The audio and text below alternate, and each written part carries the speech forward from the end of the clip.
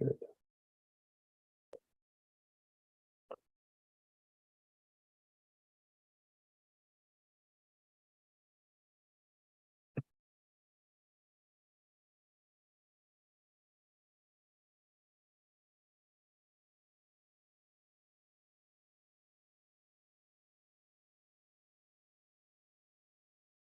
So today, 6th of May, 2023, is another beautiful Saturday. Hopefully we'll have a good time today again. And I would like to ask Saul to do an initial prayer, if you may. Okay, let's take a moment to silence our thoughts and give thanks to God for this session, this chance to grow and learn more with our Master Jesus overseeing our session. And may we pray that in our learning we become a beacon of hope to others. So be it. So be it. Thank you, Saul. Let me share with you all the book.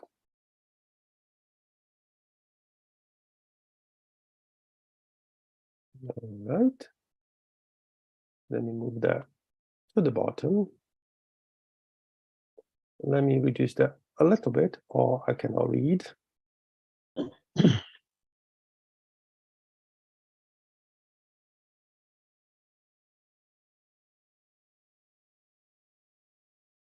Well, good morning to everyone. I see that more people joined the room. And as always, I would like to remind you all that this is not a lecture. I do not pretend that will be. And I would like to encourage you all to make questions, to ask if something that was said is not clearly understood. Ask again, and ask again if you have to. That's not a problem at all. That's the best way to all of us to learn together, all right? So we have stopped on the item 148, and we'll start from there. As with most of the non-spontaneous spirit manifestations, directed writing is received through meditation, prayer, and evocation. Many times, it has been obtained in churches, on tombs, and at the foot of statues and images of the persons so evoked. Let me stop here. And I do not encourage anyone to evoke spirits. I know it's a method. I know it can be done.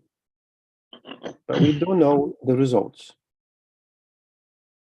There is a way to do it. But to do it, we have to be in the right place, in the right time, in the right group.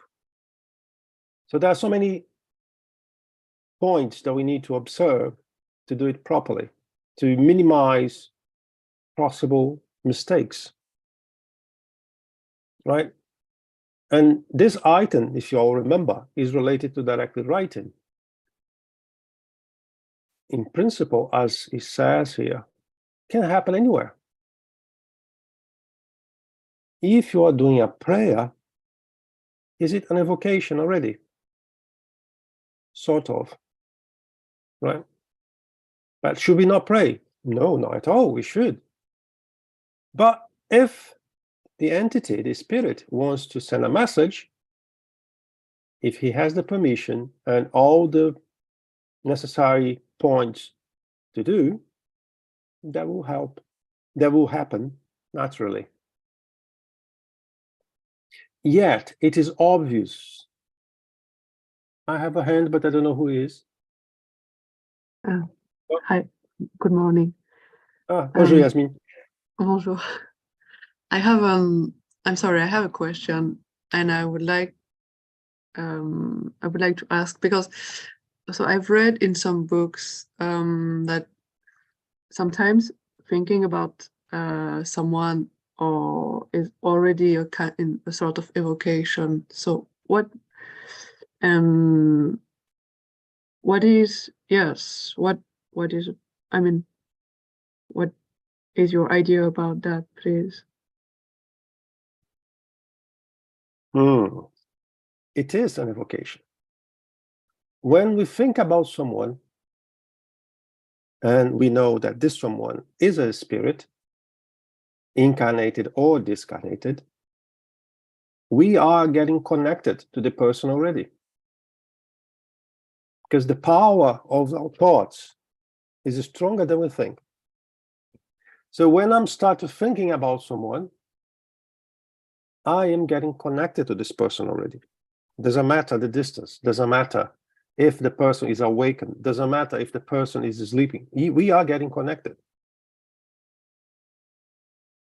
Is there any difference between the spiritual world and the physical world? I don't think so, because we are all spirits.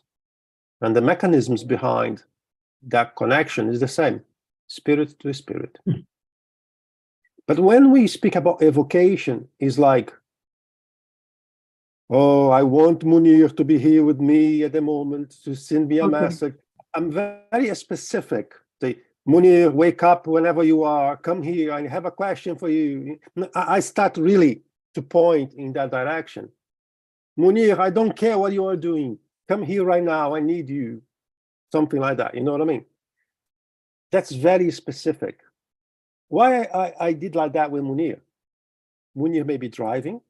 Munir may be busy doing his day-to-day activity if he's incarnated. If Munir is discarnated, he can also be busy doing something else. He will receive the call. And then Munir, oh my God, what should I do? Should I go over there or should I continue what I'm doing here? You know, there's some details we need to think about it when we do an evocation, right? And I do not recommend, as I said, I do not recommend. When I do a prayer to someone, it is also a kind of connection there. When I'm thinking about someone, yes, there is a connection there. But we do not classify that as evocation per se. But what you read in the book is not wrong. Because when we're thinking, when we're connecting, yes, we are kind of calling. That's why, for example, when we lose a loved one, for example, oh, I miss so much my grandma, I miss so much my father. What we are doing? We are calling them. And chances are they will be attracted because of your sorrows, because of your sentiments, because of your feelings. Should I do that every day? I do not recommend. I honestly do not recommend. From time to time, so be it. But there are people, especially right after they move away, they passed away, it's calling them every 5 minutes. So instead of helping, we are making the change a bit more difficult because we are getting connected all the time. Perhaps the person wants to go away, needs to go away, and cannot because you're calling all the time. So there's this kind of things we need to think. But back to your question, if I want to answer properly, yes, it is an evocation. But I would say we have different degrees of evocation. And this evocation mentioned here by Kardec is the one that I did like kind of with a joke with Munir, like, you know, I need you here now, I need you to send me a message or something like that, okay? Yet, it is obvious that the location serves only to influence meditation and engender greater mental concentration, since it has been shown to be equally obtained without such accessories, and in the most ordinary places, such as upon simple domestic furniture, whenever the required moral conditions exist, and if the necessary mediumistic faculty is available. This is very important. Moral conditions. And another thing that's very important is that it's not going to happen everywhere, right? Moral conditions is a must to every human being, right? We all have different stages of evolution. We all have different perceptions about the same subject. But we all will evolve one day to have a very good moral condition. Regardless the stage we are today, one day we will have. But to have some kind of mediumistic faculty, mediumistic event, you need to have the minimum moral condition to ascertain the quality of what is coming through. This study here is not only for spiritists, but it is one of the goals of the spiritists to improve their morale day after day. And as we do so, we get more acquainted to nice spirits, to evolved spirits. We get a better frequency. And as such, we allow that resonance between the person and the spirits to get better. In other words, we feel like more close to them, right?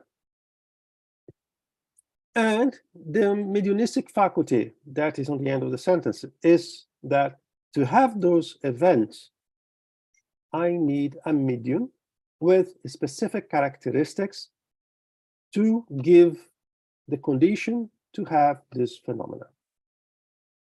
This phenomena in particular is directly related to physical effects. So if I do have a medium, doesn't mean that this medium will be able to give what is required to have a directed writing. I need a medium with specific characteristics. In the vicinity, even better, in the place where the phenomena is happening. All right? At first, it was found that it was necessary to place a pencil and paper together. Thus, the phenomenon could be more easily explained. I think this is a natural thinking, isn't it? To write something, I need a paper and pen or pencil, so I'll put both together in the same place. Since we know that the spirits can move and dislocate objects and that they can sometimes pick up them and throw them about, then they could easily pick up a pencil and write with it. So the initial thought was that the spirit was getting the pencil and the pencil was writing the letter or the message, if you like. Since they can also write by using the medium's hand or planchette. Planchette is like a little basket where you stick a pen onto it and the basket would move, right? As intermediary, then they can surely write directly. Consequently, it was soon discovered that the pencil was unnecessary.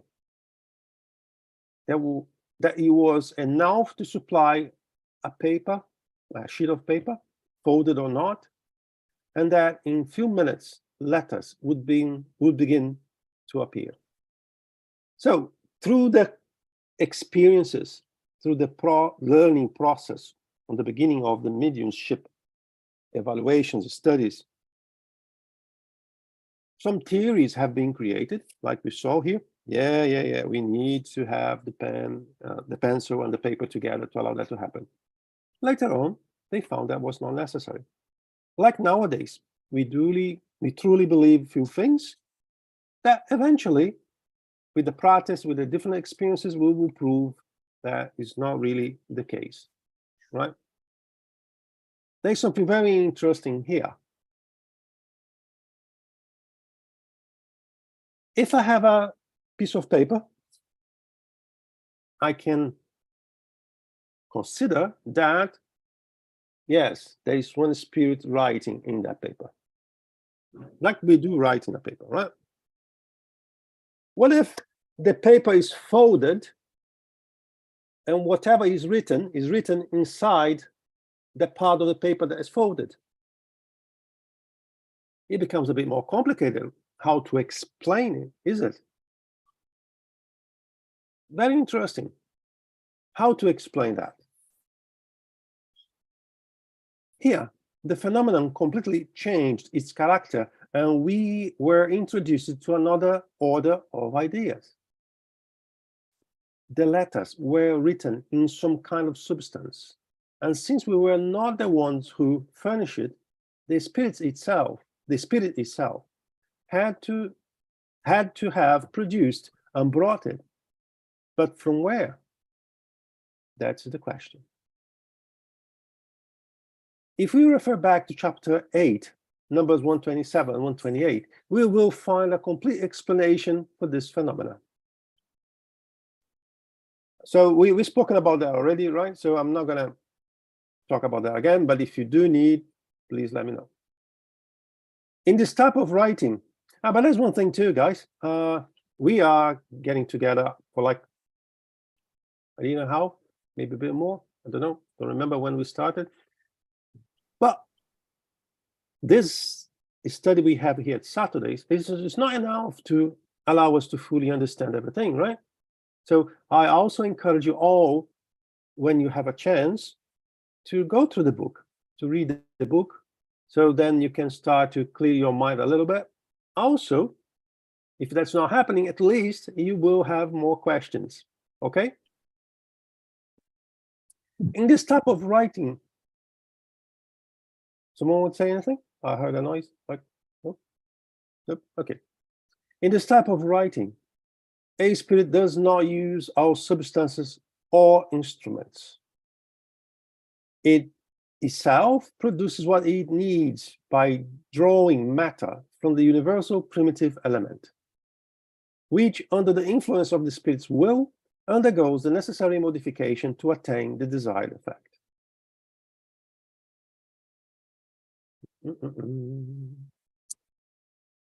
I don't remember if we spoke about that already, about the primitive, the universal primitive element. Basically, everything that is matter, everything that we know as matter, comes from the same origin. So does it come directly from the source, that material that he used for draw something? He's not saying that. He's saying that doesn't matter where it's coming from. It's coming from the universal element, and that's right. But perhaps not from the source. Could be already from one of the thousands, millions of different type of matters that we have after the source have been produced the material, right? So this is interesting. I think that to understand better this universal primitive element, we will need to go from the medium's book to the spirit's book, go a bit to the Genesis, and sometimes it's not easy to understand, all right? In this way, it can produce the writing of a red pencil, topographical printer's ink, or ordinary ink, like black ink, or even typographical characters that are sufficiently firm to leave an indentation in the paper, as we have had the opportunity to witness. This one is interesting, right? This one at the end, because it seems like they're putting a typewriter to be able to have that imprint and that mark on the paper. Very interesting. The daughter of one of the acquaintances, a girl of 12 or 13 years, received pages written in something resembling pastel colors. So that makes me believe that at that time, when this phenomena was happening more frequently, they were happening in several places, several times, right? Such was the result that led us to the phenomenon of the is nothing box in the chapter 7, number 116. Hi, Charles. Charles, your mic is closed. Yes, sorry. Good morning, good afternoon, everyone. Question is the follows. I mean, if the spirit is producing the matter, which is then the substance, as he says, which is ink or whatever, or pastel or whatever. It's like an apportation, isn't it? Yep. Yep. And the apportation, we saw that the spirit has to bring the stuff before the room is closed, because he cannot put the matter to go through the matter, isn't it? Mhm. So how can he come with this material through the paper, or through the drawer, or in the box where the paper is located? Does he bring the material in the box before they close the box, or? That is a question also that is raised. And they say also that it is possible that the spirit is synthesizing some matter from the universal cosmic fluid. But when we saw the paragraph about the apportations, he was saying that this is only very high elevated spirits are capable of doing that. That the spirits which was they were interrogating, throwing stones, is not capable to synthesize a stone, basically. So what can we think? Is this phenomenon of direct writing so rare as the apportations, or? This is a little bit the reflection I'm doing from what Kardec just wrote in this paragraph. At least nowadays, Charles, it's very rare. I never saw myself. I never met anyone that witnessed this phenomena. But I believe that at the time of Kardec, there was a need to convince people. There was a need to get more attention for the phenomena, to attract more people. So perhaps at that time, there was more common. In regards to the spirit to get the material from the universal fluid, cosmic fluid, and manipulate, has to be someone really, really elevated, right? I think in our level here, in our planet, is more like, I will get what someone already did, or some of the chemical reactions already produced after the origin of the chemical item, right? And then how to explain that the paint was already inside the box or the drawer, whatever. I think the apportation, the teletransportation that was brought to us at the time does not explain all the phenomena, because it's like a theory. We may have a theory. A theory is something that we believe, is something that we are inclined to believe, inclined to prove. But there are theories that have exceptions. So the theory is wrong. If there is one exception, the theory is missing something. Otherwise, you would not have exceptions, right? So I think at that time, we received the information we could understand, but not all.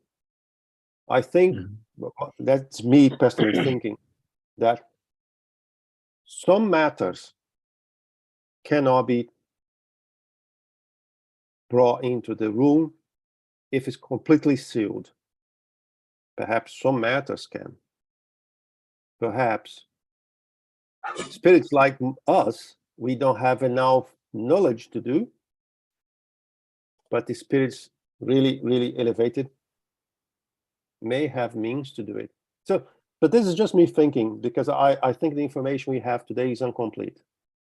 Yes, and when we look, for instance, the experiences done by Epes Sargent, he was using blackboards that were bound together, but he always put a piece of gypsum inside them.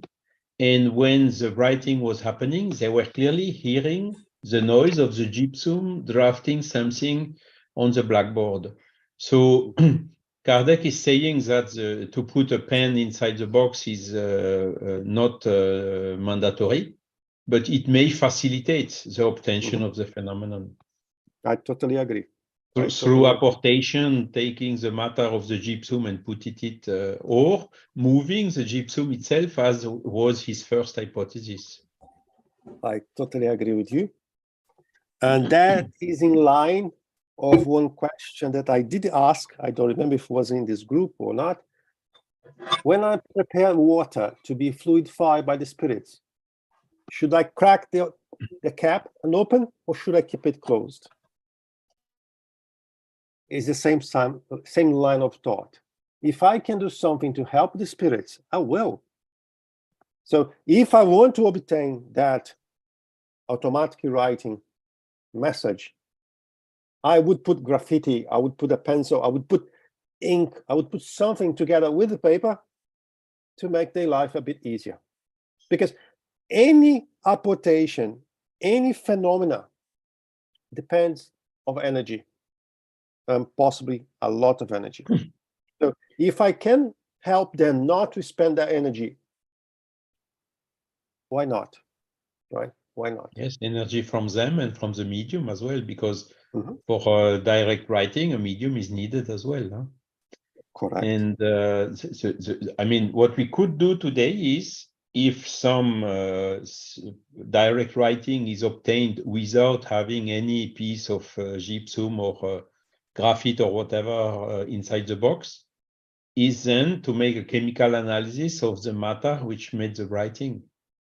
And that is then also something that can be indicating where this matter is coming from. If it's absolutely original and with no equivalent on Earth, or if it's something which has an equivalent on Earth, and where it could be located and found. Correct.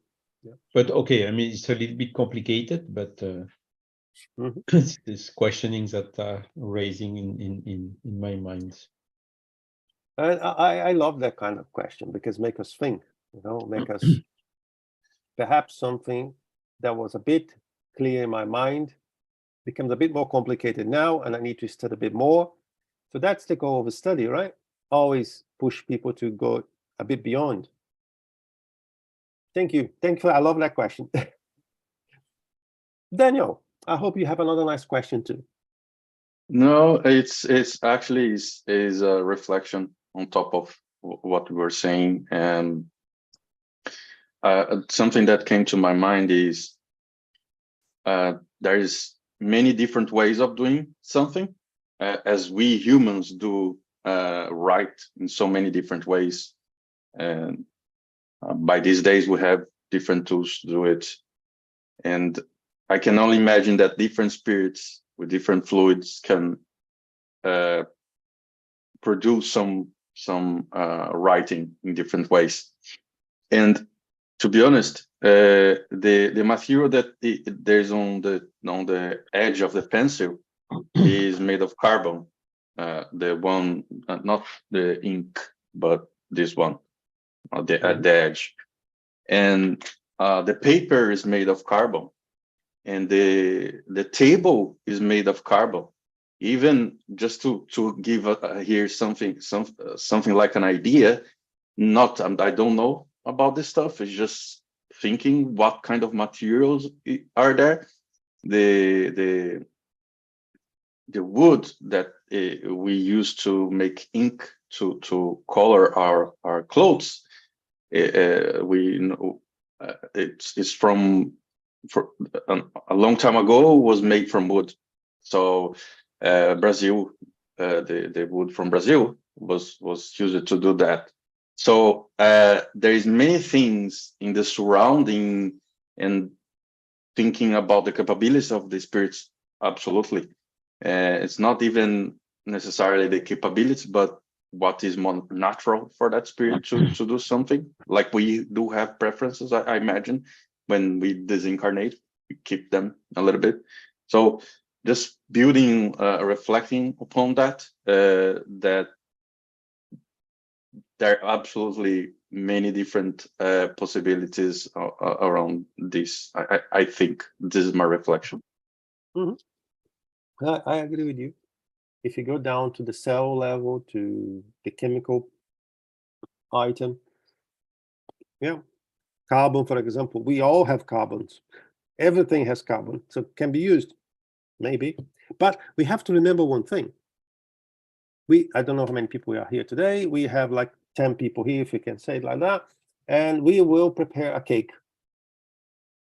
I will give you all the same products. I'm pretty sure you don't want to eat my cake on the end, because my cake would be terrible. And products are the same, but I don't know how to mix. I don't know how to make. Munir, see your hand. Yeah, I just want to give my contribution to these, food for thought. It's just as a physicist, and one of the pillars in physics is conservation of energy. So far, nothing has, gone against conservation of energy. And I would say, in material terms, to me, it sounds very, very difficult to accept that things are being created out of a different dimension that had to go into the the physical process of this world. So if we are creating an ink out of something that is not from this dimension, then in my view, I would rather think that there's some change in the properties in the material on the paper, or that was brought somewhere, than just create something out of the blue, because the material world has its laws and its ways of creating new objects. And it's very difficult for me to accept that, all of a sudden, a spirit goes and takes a shortcut and creates something in this world that wasn't here, just, like that. Still, to me, it's very difficult. There are laws, and through those laws, things should be achieved. Of course, we don't know all of them, but some of them are very well established. So I try to fit within this any material, any physical phenomenon. I really, really like what you said, because as humans that we are, we like the shining thing. We like the miracles. We like everything that come from very, very high, right? And we always try to resonate with that's very far away from us, but is very high. For example, when we say the spirits can do everything, and people start to believe that even us, when we become spirits, can do everything by thought, for example, this doesn't sound right, because spirits on our level are yet in the way of progress. They are very far away to achieve something very elevated, I would say. But then we always want to get the magnificent coming around us, the magical thing happening. And sometimes, yes, the things next door is what we have to looking for. Like you said, it's better to believe in something that is in the matter here, some change on the matter here, instead of thinking of something that coming from God directly or whatever, I love your line of thought. I prefer to believe that we do not know all the laws that allow that change, that alchemistry to happen, instead of thinking that is something coming from very, very far beyond, I appreciate that. Cool. Shall we progress? Shall we move on? Yep. Not yet. Ursuli.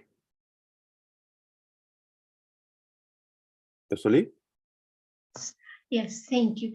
I have something I ask, because if we can spirits come with, for example, one flower, or an object from another planet, because you see by self this way, this not usually we don't have here, on why they don't, they do it.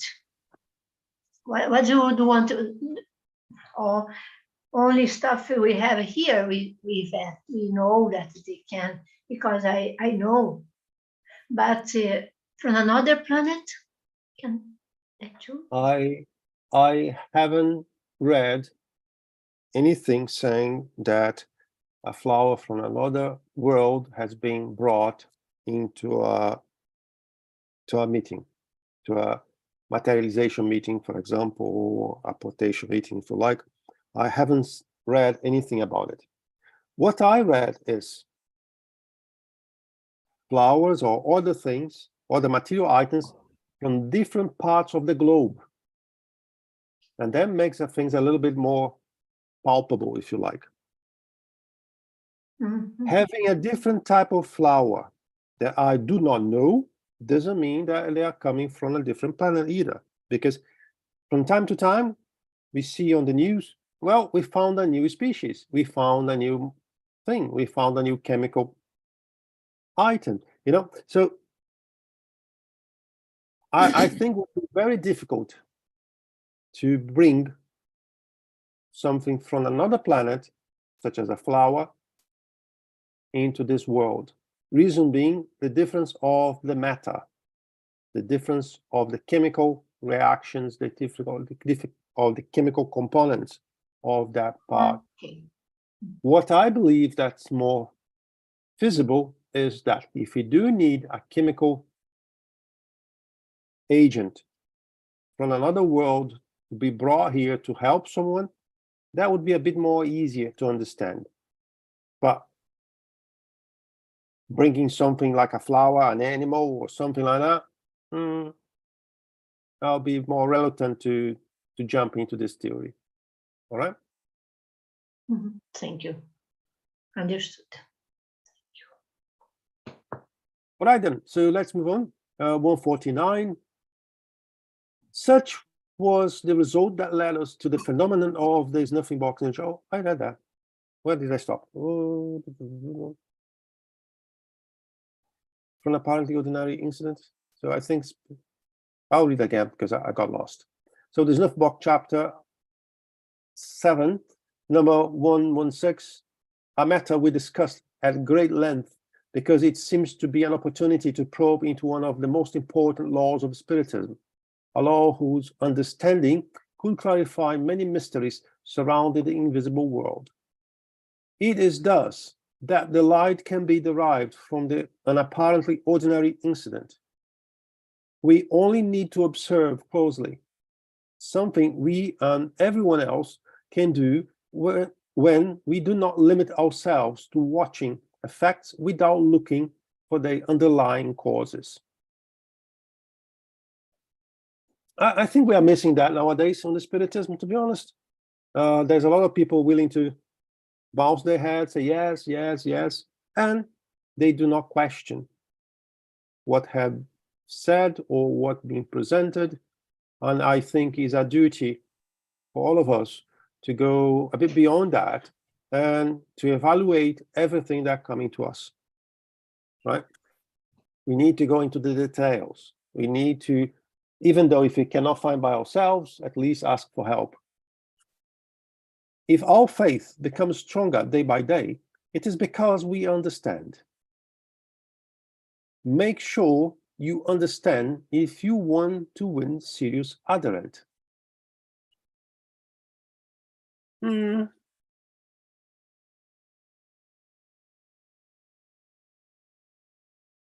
Why we are not in a hurry on this study?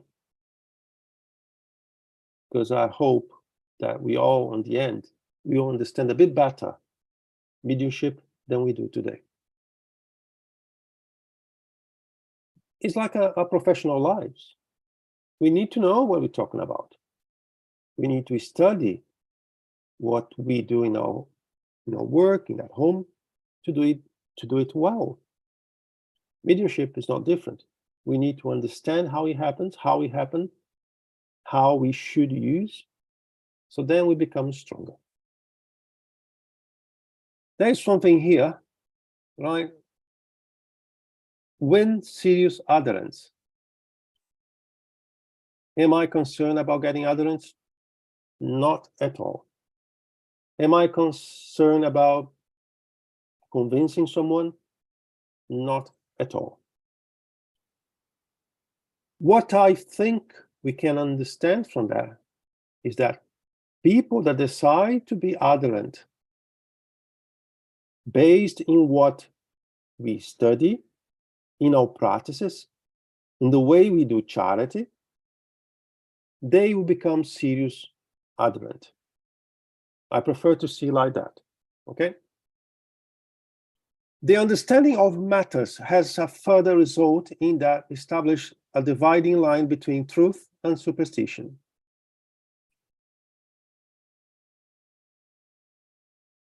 It does play a role in everything we do as a human being.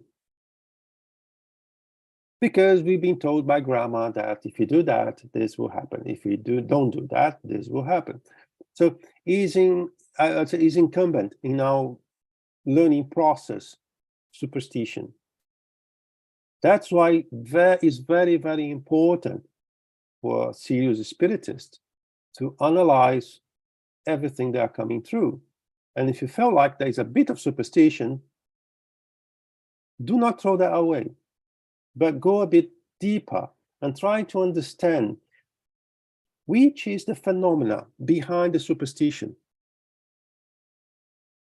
Perhaps if you do so, you will see that's not a superstition at all. Becomes a superstition because people never bother to really go deeper to understand the phenomena. But if you do, perhaps you find that you have a reasonable explanation, and then it's no longer a superstition, right? If we can take into consideration the advantage that directly writing can offer, we will admit that until now, its main usefulness has consisted in the material proof of an important fact, the intervention of a hidden power that can use this process as a new means to manifest itself. However, communications obtained in this way are rarely very lengthy. They are generally spontaneous and are limited to words, sentences, and quite often unintelligible symbols. They may occur in all languages, Greek, Latin, Syriac, in hieroglyphs, etc. But they cannot yet lend themselves to the continuous and rapid conversations obtained through psychography, writing using the medium's hand. In other words, why should I bother to find a very difficult way to send you a message if I can use a simple way to send you a message? At the beginning, yes, there was a need to prove, to get attention. There was a lack of mediums. But today, maybe not where we are, maybe not in our hometown, maybe not in my neighborhood, but in the world, there is plenty mediums that can get their message in a very simple way. All right? Pneumatophony. 150. Since spirits can produce noise and raps, they can actually make all kinds of cries and vocal sounds, including imitating the human voice, either right at your side or in the air. We call this phenomenon pneumatology, according to what we know about the nature of spirits. We can imagine that some of those who belong to a lower order are deluded with the belief that they can speak as they did when they were alive.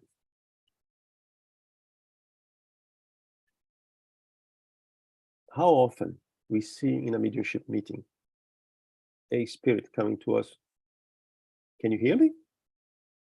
Are you talking to me? How is that possible?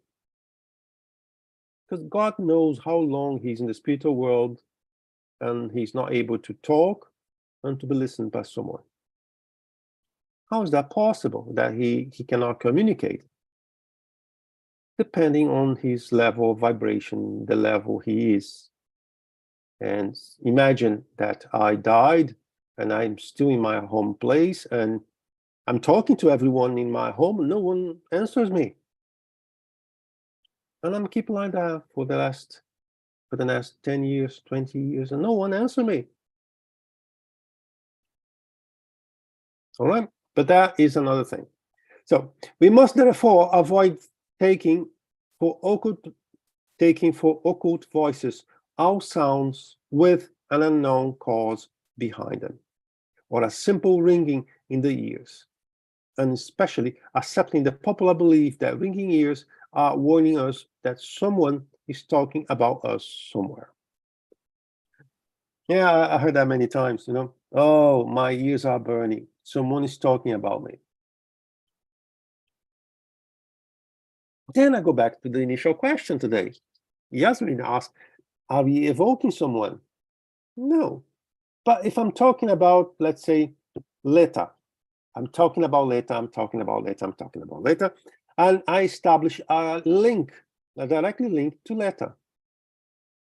She may feel like that someone is really connected to her. And that phenomenon that I feel my ears burning or something like that, maybe the way she may feel like that connection, you know? So that could happen. These ringings have a purely physiological cause and are meaningless, whereas the sounds of pneumatophony express thoughts, and we can thus recognize that there is an intelligent rather than an accidental cause behind them. What he's trying to say here is not just like a little noise you perceive. They are words, they are sentences, okay? As a guiding principle, we can establish the fact that only obviously intelligent effects can attest to the manifestation of spirits. As for other effects, the odds are more than 100 to 1 in favor of them being produced by fortuitous causes.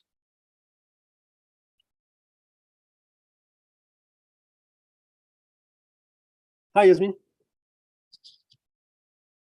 Hi, I have another question. So just to be sure, if I understood properly, the difference between psychophony and pneumatography.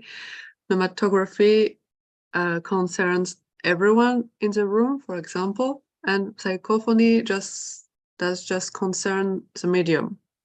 Or is it the same thing? Or I think it can be the same thing. Because we are not talking here about the person listening directly to the spirits. You're talking about a phenomena that is producing the words. If we are together in a room, all of us, if you can hear, possibly all of us can hear, right? It's not like a directly communication between the spirits and the medium. So I believe it's the same. I may be wrong, but I believe it's the same. okay. When we had materialization meetings, sometimes the spirits they materialize the vocal organs and they send a message not to one person, to the whole room. Here is a different level. It's not a materialization of the vocal cords or anything. It's a directly message, but it's producing the vibration of the air in a way that your eardrums can interpret. If your eardrums are vibrating to interpret that message, means that anyone closer to you will also have the same. The eardrums of the 3-4 people together, they will vibrate and they will capture that message. That's the way I see it. But as I said, I may be wrong, okay? So if I may be wrong, it's up to you now to do a homework and study and find if I'm wrong or not.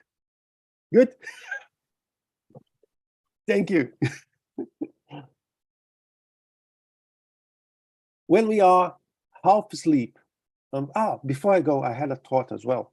Oh, Munir raised her hand. But let me say first, Munir, science, based on what I said about getting connected and later years start to burn, science has proved already that one cell sent from one continent to another, the cell was, I think it was cut or some sort of that like that, and part of the cell has been kept in one continent, part of the cell in another continent.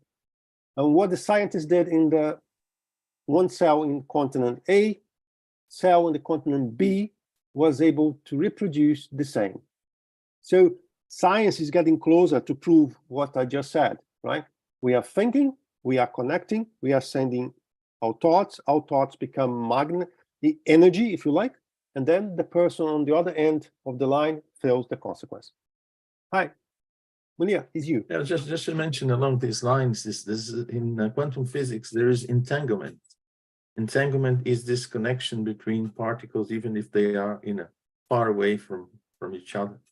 And you can notice because they were connected And then if one changes its state, the other immediately feels that and changes because they are sort of tunes, you know, as it were. But what was I going to say, Gnami? It's very important.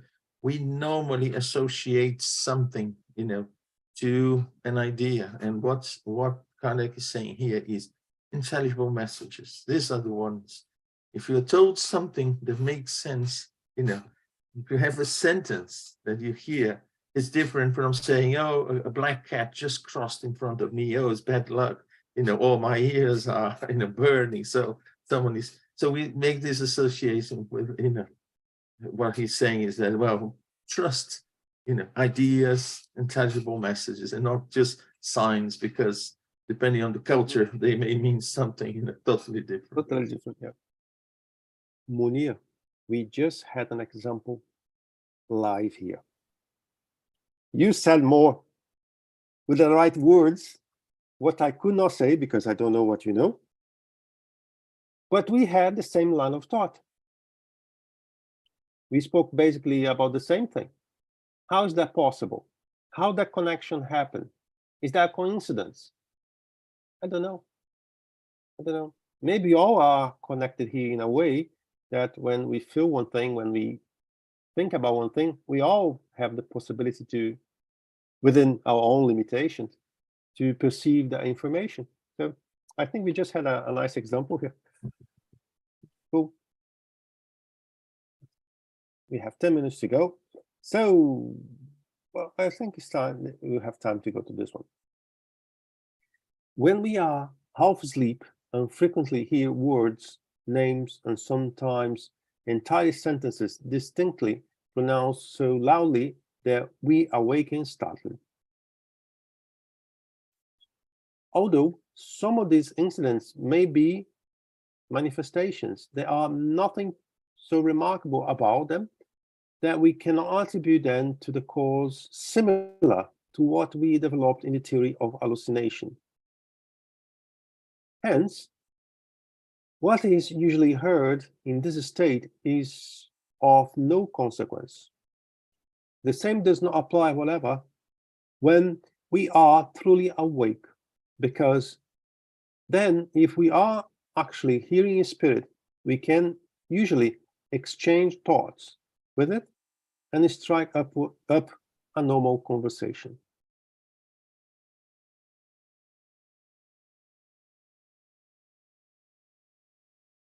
I think we have phenomena and phenomena.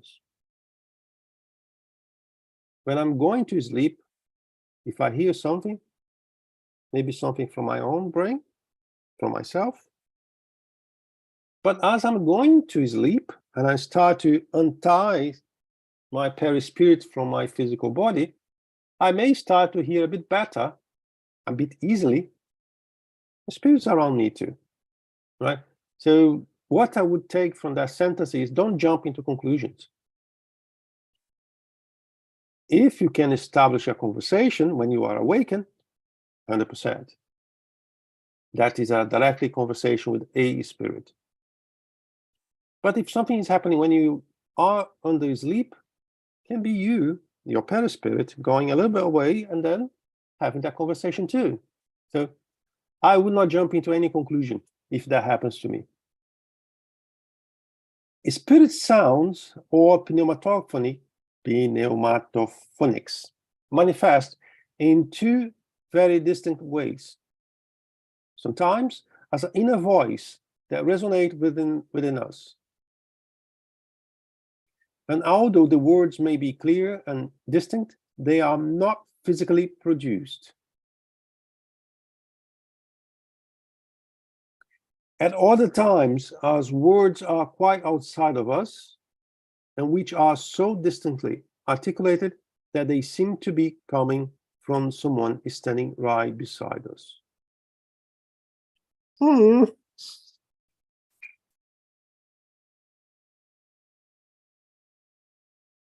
I think that sentence is not clear for me.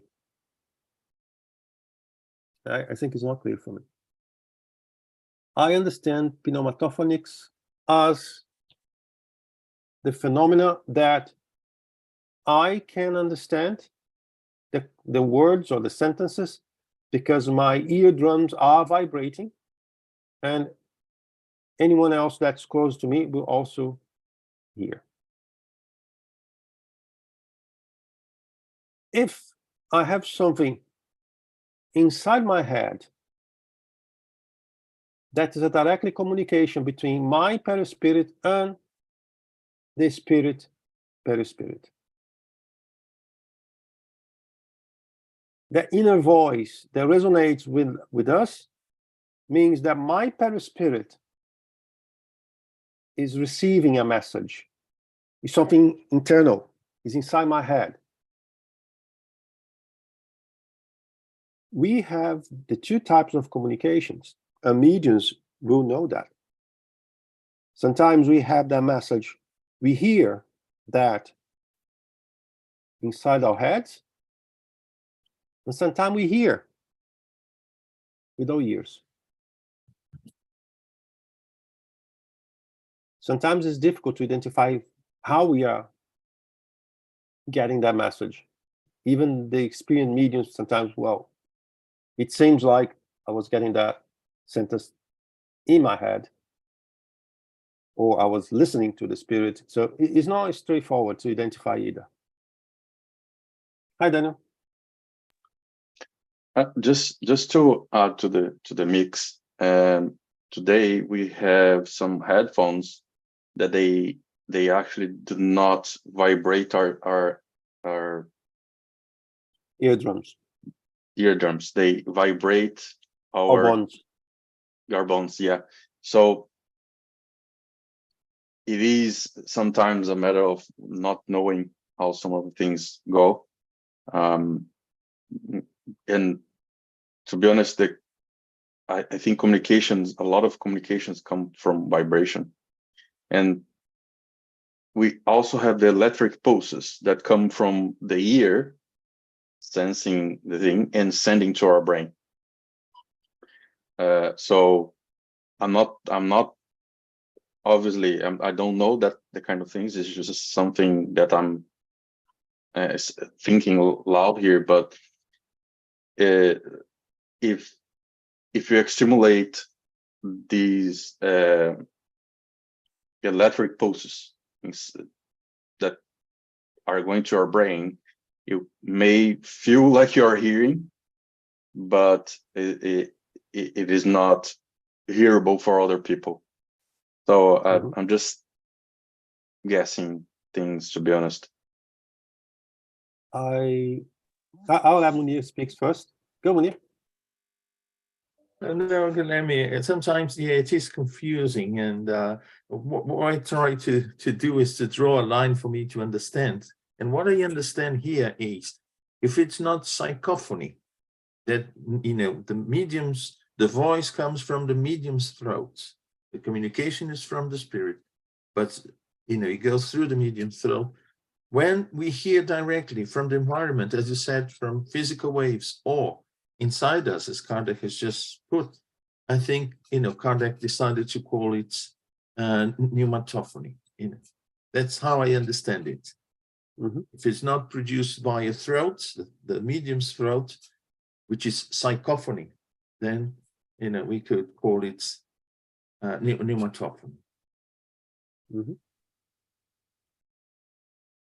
Hi, Rafaela. Go on. Hi, Guilherme. I just wanted to add something that I believe that the more the spirits, they bring out some sort of, the higher spirits bring out magnetism that can help us evolve. And as they help us evolve, our spiritual organs change, and that affects our perispirit also. So that explains sometimes, depending on the amount of contact you have with spirits, you may or may not develop some extra spiritual kind of qualities, such as mediumship, such as hearing, or other paranormal one, not necessarily medium, but just having an easier way of connection within the spiritual world. and the hearing and the mind resonating from the spiritual world, it's a product of our evolution, and that can change over time, over reincarnation. So maybe, for example, now we have certain abilities within our brain, our physical brain, that as we learn and as we change our morals, because the morals affect how we absorb, affect our contact with the beneficial spirits, the more we vibrate goodness and the more we vibrate things that will not harm others, the more accepting we are of evolution, and the more we change our spiritual organs as we are now, but we also prepare the foundation within our perispirit for the future reincarnations. So in a way, we absorb, I'll put in parentheses, we absorb what our physical bodies should be like in the future by being good, and affect how our chakras and how we communicate with the planet by being either good or bad, shaping our perispirit.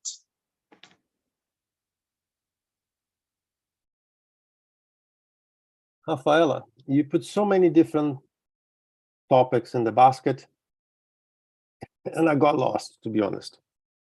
I got Sorry. lost. And I think we can talk about that in a more extended length the next Saturday. But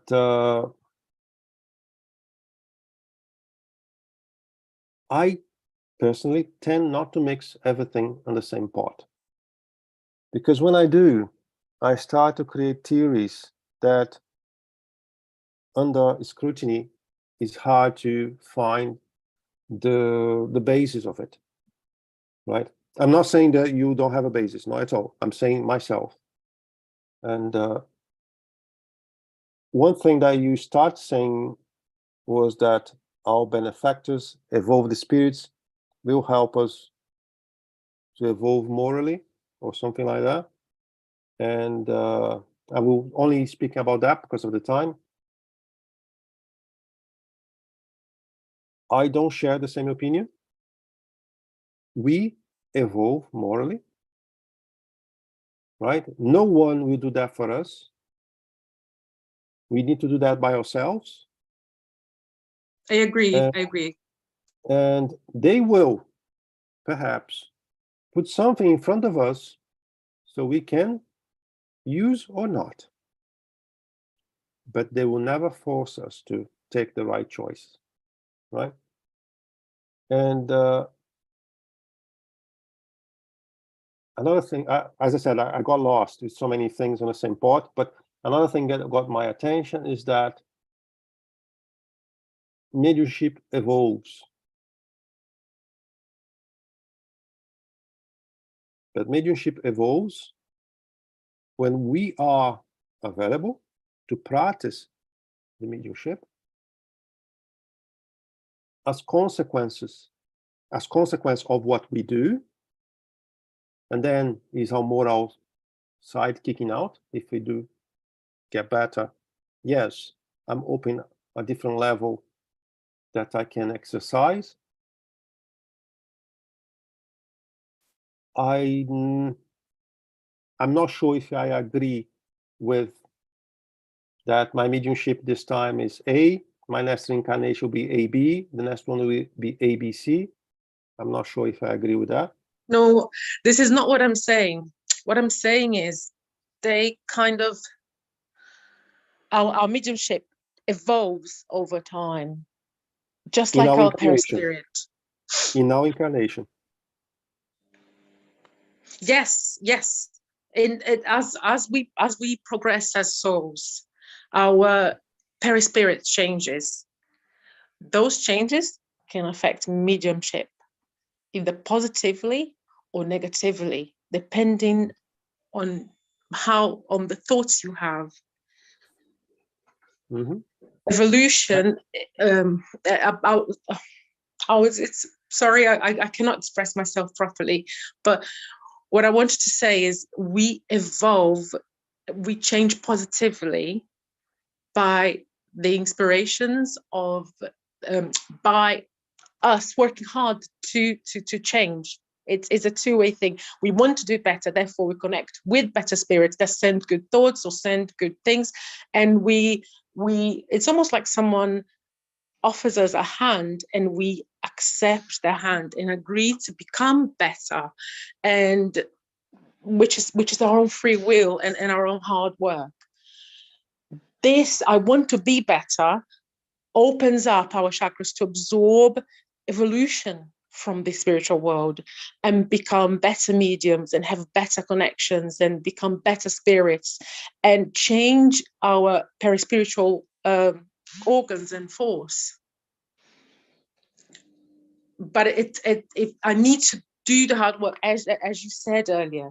It's a job that I need to want this within myself, and I need to work hard for it, because the more you want to change, the more the temptations are going to come, and there is a barrier from the energies of the world and of those surrounding you to progress in a way.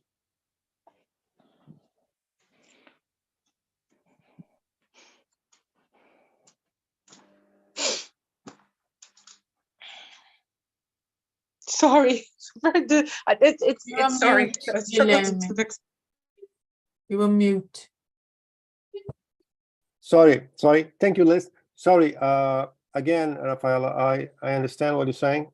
I think you're putting too many subjects in the same pot, and that does not help the fully appreciation of what you're trying to bring to us. So by the time we have right now, we won't be able to continue this conversation. I encourage you to keep your questions and comments for the next week, right? And I will ask Pablo, because he's nodding his head, to do our final prayer.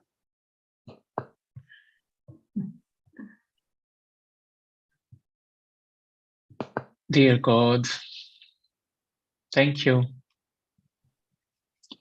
Thank you for the opportunity, for being amongst people that are willing to go forward on this quest of searching for knowledge, better understanding about mediumship. Thank you for keeping us with the active souls, always eager to absorb more knowledge, to search for it, to discuss, and to reflect. May we all have a blissful weekend. Thank you, and so be it. Thank you, everyone. Looking forward to see you all again in a week's time. Thank you. Have a great weekend. Thank you. Thank Bye-bye.